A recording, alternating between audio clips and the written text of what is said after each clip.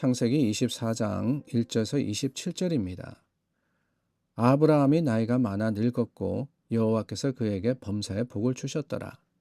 아브라함이 자기 집 모든 소유를 맡은 늙은 종에게 이르되 청하건대 내 허벅지 밑에 내 손을 넣어라. 내가 너에게 하늘의 하나님 땅의 하나님이신 여호와를 가리켜 맹세하게 하노니 너는 내가 거주하는 이 지방 가나안 족속의 딸 중에서 내 아들을 위하여 아내를 택하지 말고 내 고향 내 족속에게로 가서 내 아들 이삭을 위하여 아내를 택하라.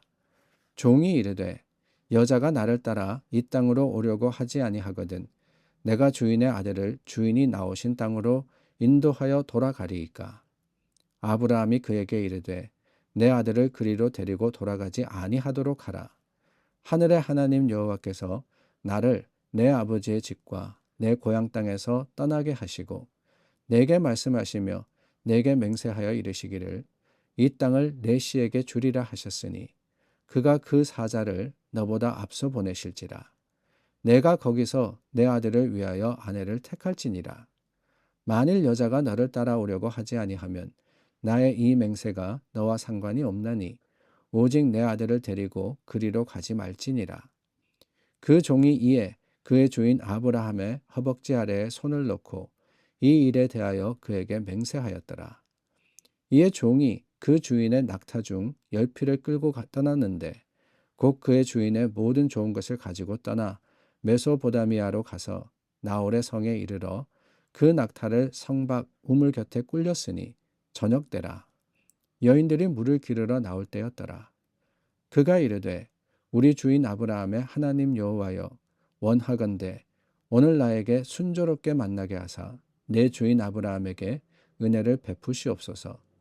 성중 사람의 딸들이 물 기르러 나오겠사오니 내가 우물 곁에 서 있다가 한 소녀에게 이르기를 청하건대 너는 물동이를 기울여 나로 마시게 하라 하리니 그의 대답이 마시라.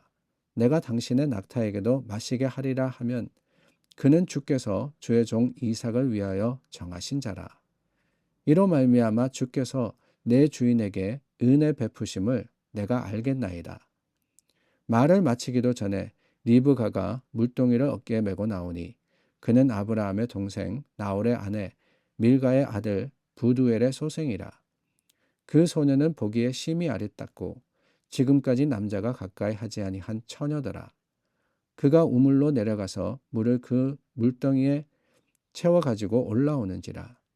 종이 마주 달려가서 이르되 청하건대 내 물동이의 물을 내게 조금 마시게 하라. 그가 이르되 내 주여 마시소서 하며 급히 그 물동이를 손에 내려 마시게 하고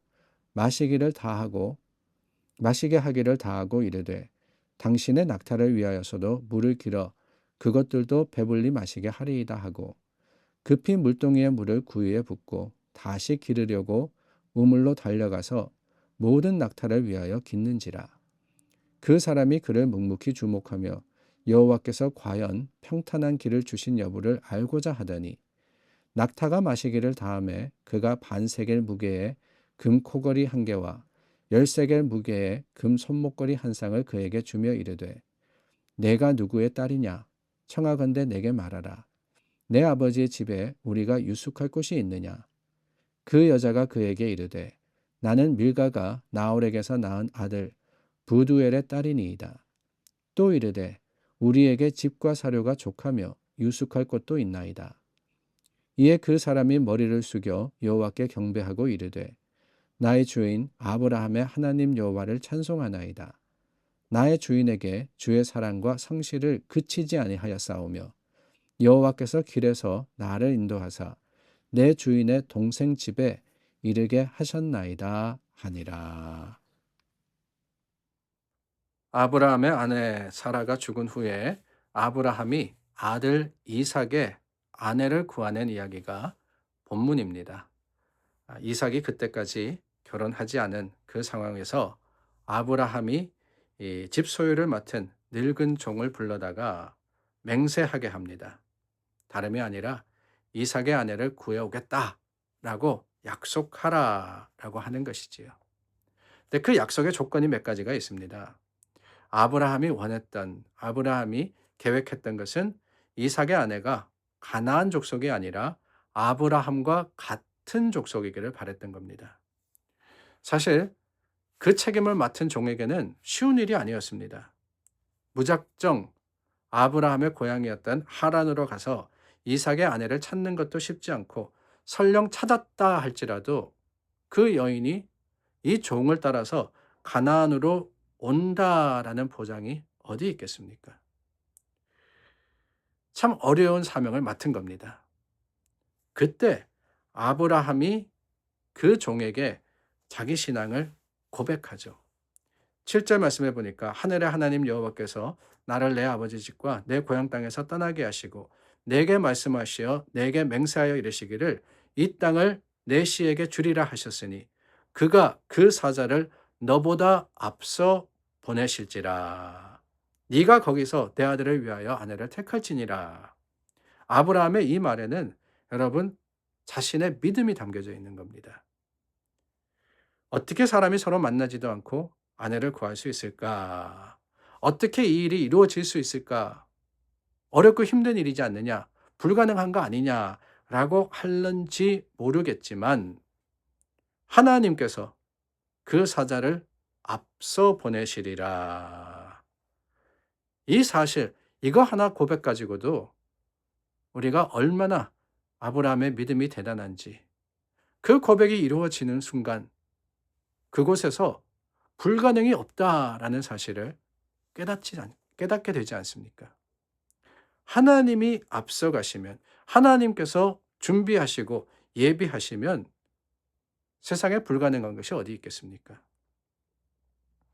하나님께 맡긴다라는 고백 아니겠어요?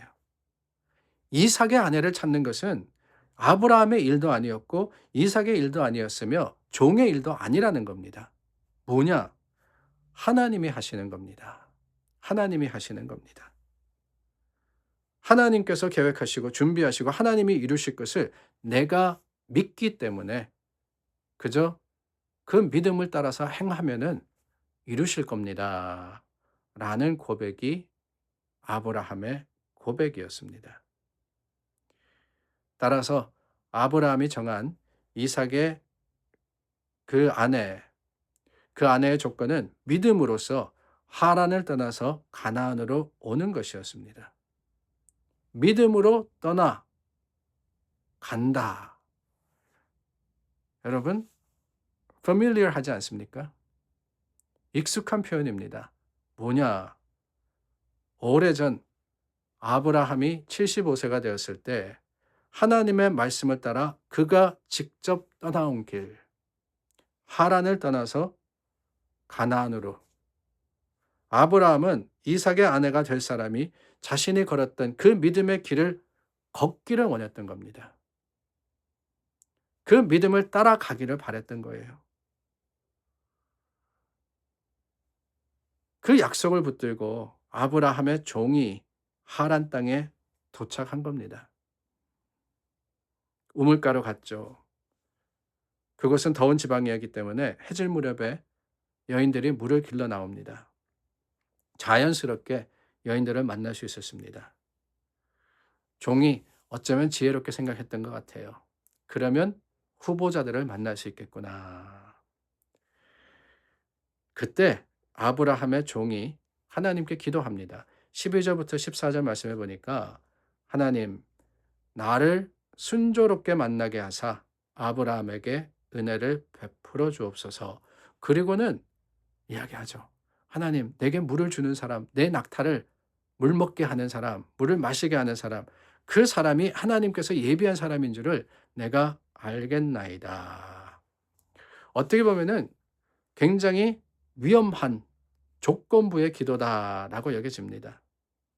그러나 여러분, 이 기도는 하나님을 시험하는 것이 아니라 이미 아브라함이 선포하지 않았습니까? 하나님께서 그 사자를 앞서 보내시리라. 하나님이 예비하시리라.